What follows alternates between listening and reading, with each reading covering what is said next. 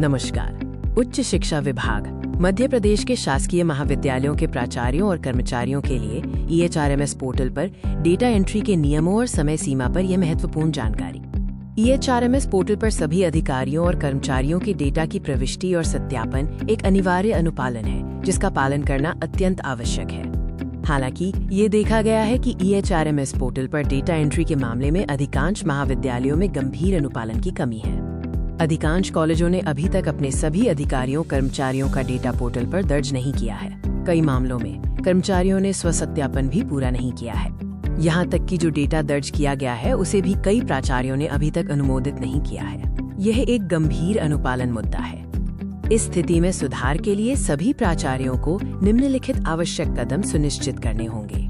प्राचार्य ये सुनिश्चित करें कि प्रत्येक कार्यरत अधिकारी या कर्मचारी की अद्यतन और सही जानकारी EHRMS पोर्टल पर अनिवार्य रूप से दर्ज की जाए। डेटा एंट्री के बाद प्रत्येक कर्मचारी को स्वयं अपने डेटा का स्व सत्यापन सेल्फ वेरिफिकेशन निर्धारित समय सीमा के भीतर पूरा करना होगा। प्राचार्य की जिम्मेदारी है कि वे सभी दर्ज और स्व सत्यापित डेटा का अनुमोदन अप्रूवल दी गई समय सीमा के भीतर अनिवार्य रूप से करें। इन कार्यों को पूरा करने के लिए उच्च शिक्षा विभाग द्वारा 5 महत्वपूर्ण समय सीमाएं निर्धारित की गई हैं। कृपया इन्हें ध्यान से नोट करें। महाविद्यालय स्तर पर स्वीकृत पदों का EHRMS पर कॉन्फ़िगरेशन करने की अंतिम तिथि है 20 मई 2026।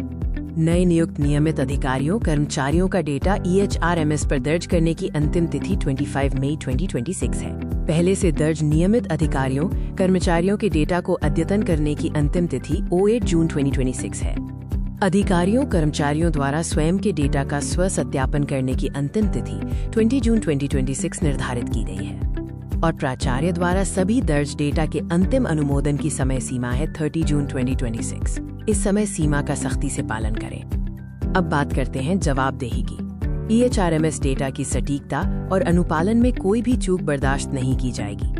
EHRMS डेटा में पाई जाने वाली किसी भी त्रुटि या विसंगति के लिए संबंधित प्राचार्य पूर्ण रूप से जिम्मेदार होंगे।